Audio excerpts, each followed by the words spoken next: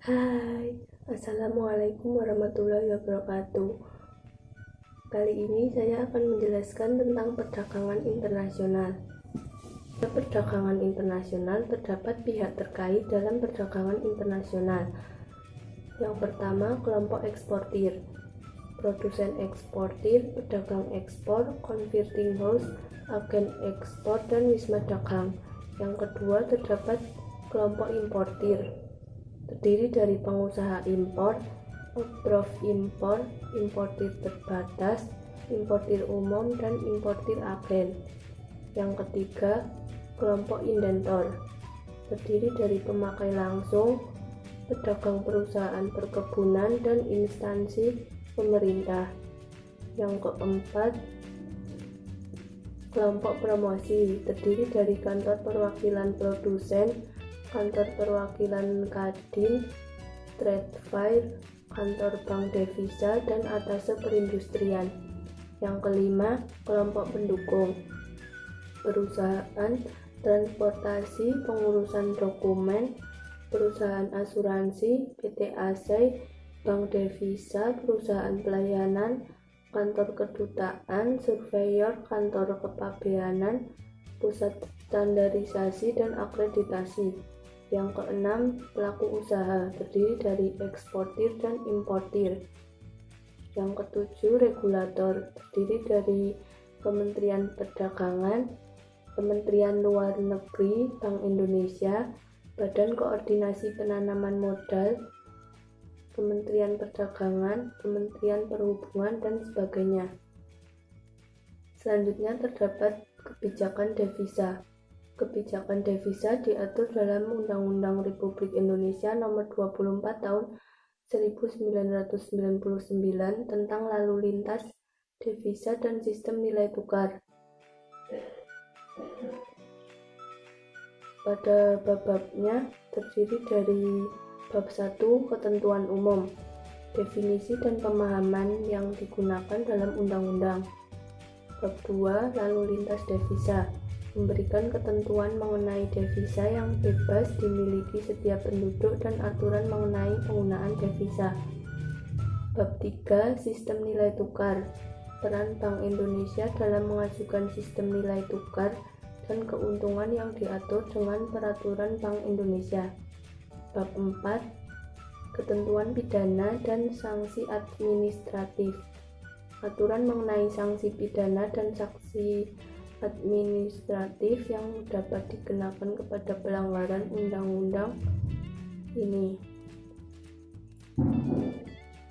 Pada perdagangan internasional terdapat tarif diatur dalam Peraturan Pemerintah Republik Indonesia Nomor 109 Tahun 2021 tentang jenis dan tarif atas penerimaan negara bukan pajak yang berlaku pada pusat pelaporan dan analisis transaksi keuangan.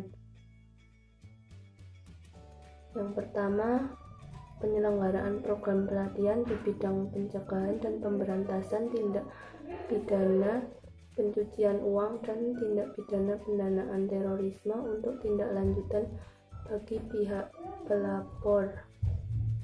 Penggunaan sarana dan prasarana sesuai tuas dan fungsi. Denda administratif atas pelanggaran kewajiban pelapor ke pusat pelaporan dan analisis transaksi keuangan oleh pihak pelapor.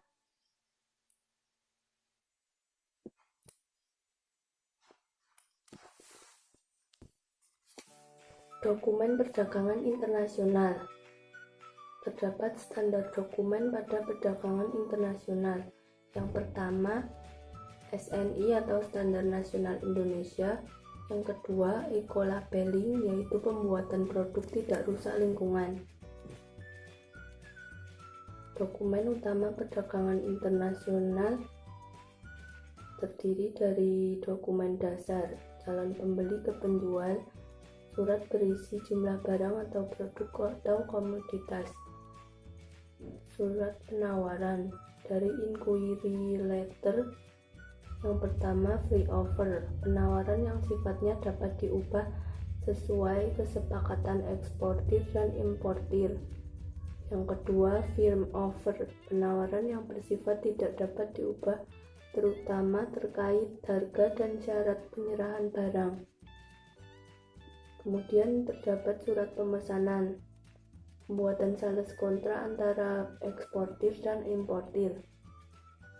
Kemudian terdapat perjanjian jual beli atau sales kontrak mengenai syarat-syarat penyerahan barang dan tata pembayaran berisi uraian barang, jumlah dan jenis barang, harga satuan, tanggal pengapalan, syarat penyerahan barang, dan syarat pembayaran.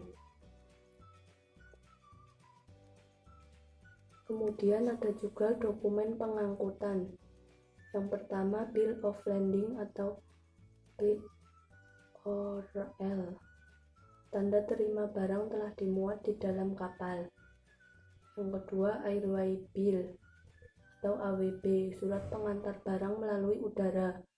Yang ketiga ada Railway Note, surat pengantar barang melalui kereta. Ada juga dokumen pembayaran.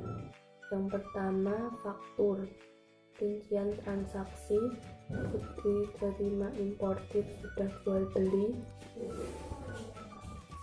Kemudian yang kedua ada kwitansi, bukti pembayaran yang telah diberikan importir tentang barang yang dipesan. Yang ketiga, faktor pro forma, invoice pro forma, yaitu faktur sementara yang bersifat tentatif mengenai barang atau komoditas yang ditawarkan oleh eksportir kepada importir.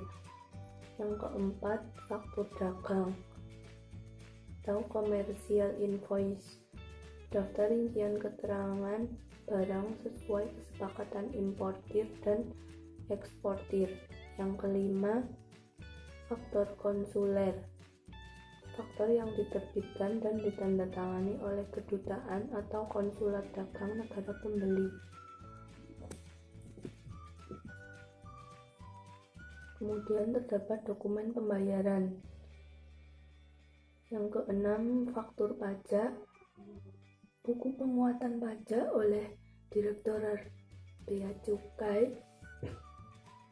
Yang ketujuh, provisional invoice, faktur yang menyatakan berat barang atau ditentukan pada saat barang tersebut diterima oleh importir atau penyusutan rusak, hilang. 8. Vessel export atau bill of change, debitur untuk membayar sejumlah uang pada tanggal tertentu kepada yang detailnya tercampur, nama, alamat, dan lain-lain.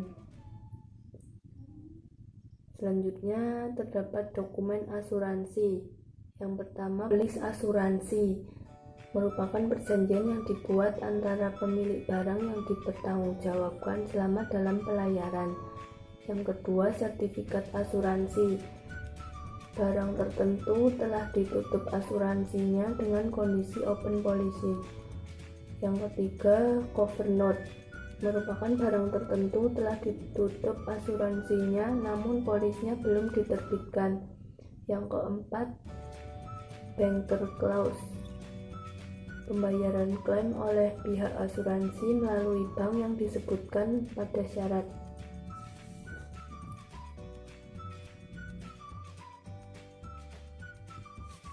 Yang keempat ada dokumen pelengkap, terdiri dari dokumen kemasan dan sertifikat barang.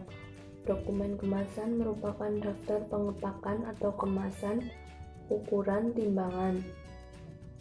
Sertifikat barang menjelaskan tentang berat barang, keterangan asal barang, mutu SNI, pemeriksaan barang, sanitari dan kesehatan, dan sertifikat bebas dumping.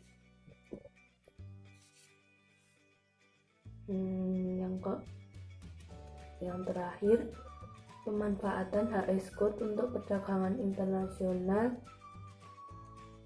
Yang pertama, negosiasi dalam perdagangan. Yang kedua, pemberitahuan pabean dan lain-lain. Yang ketiga, transportasi dan statistik. Yang keempat, bea masuk atau BM.